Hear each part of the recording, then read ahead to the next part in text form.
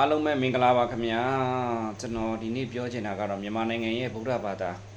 မြန်မာနိုင်ငံမှာဗုဒ္ဓဘာသာကွယ်နေပြီလားဆိုတဲ့ topic ကိုပဲကျွန်တော်ဆက်ပြီးတော့ပြောချင်တယ်။ပါကျောင်းဆရာတော်ကြီးလည်းရွှေဘုံမင်းဆရာတော်နဲ့ဟိုဟာနော်ဗီဒီယိုကောပြောတဲ့အချိန်မှာဆရာတော်ကြီးလည်းစေုံဝါပြောတဲ့အချိန်မှာပါတယ်အာရှနိုင်ငံတွေမှာမှင့်မိသွားပြီးတော့ဗုဒ္ဓဘာသာဥရောပမှာထွန်းကားလိုက်မယ်ဆိုပြီးတော့ဂျာမယ်ဘုန်းကြီးတွေပါပြောပြီးတော့လွန်ခဲ့တဲ့10နှစ်လောက်ကဆိုကျွန်တော်အဲ့ဒါကိုပဲကျွန်တော် refer လုပ်ပြီးဆက်ပြောမယ်မြန်မာနိုင်ငံမှာဗုဒ္ဓဘာသာကွယ်နေပြီလားစဉ်းစားနော်ဒါဆိုကျွန်တော်နှစ်ပိုင်းခွဲပြီးတော့ဆွေးနွေးကြည့်မယ် theoretical Buddhism နဲ့ practical Buddhism ဟုတ်ပြီ theoretical Buddhism ကတော့မကွယ်သေးဘူးလို့ပြောလို့တော့ရနိုင်သေးတယ်ဗျစာသင်တိုက်တွေလည်းအများကြီးရှိတယ်တက္ကသိုလ်တွေလည်းပေါ်နေတယ်စာပေအခုလူတွေတောင်စာတွေသင်နေကြရတယ်ဒါပေမဲ့တေချာတော့စဉ်းစားတယ်တော့ရှိရနော်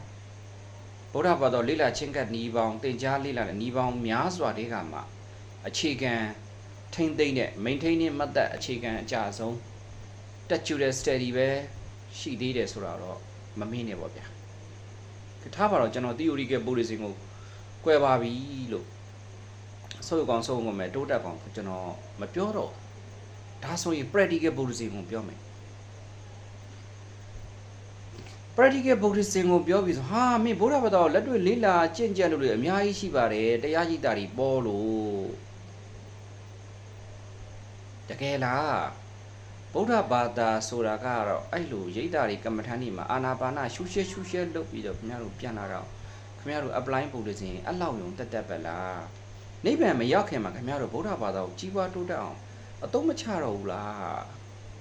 နေ့စဉ်ဘဝတွေလူမှုရေးကြမ်းမာရေးစီးပွားရေးအရေးပေါင်းများစွာတွေမှာခင်ဗျားတို့နေ့စဉ်ဘဝတွေမှာခင်ဗျားတို့ဗုဒ္ဓဘာသာကိုခင်ဗျားတို့အသုံးမချဘူးလား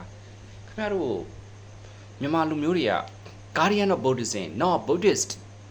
ဗုဒ္ဓဘာသာဘာသာစောင့်နေခင်ဗျားတို့ယေဒနာစောင့်နေပေါ့ဗျာဖရာတရားတန်ခါယေဒနာယူခင်ဗျားတို့စောင့်နေတာဒါပေမဲ့အဲ့ယေဒနာကိုခင်ဗျားတို့တော့ရမယ်မသိတိယေဒနာကိုအသေးချင်းချွေးနေတာနဲ့နှစ်ပေါင်း1000လောက်ခင်ဗျားတို့စောင့်တယ်သုံးမဲ့လူတွေခုပေါ်လာပြီခင်ဗျာ Western မှာနော်အပင် site တယ်ခင်ဗျားတို့အသီးမစားဘူးအသီးကသူများစားတော့မှာ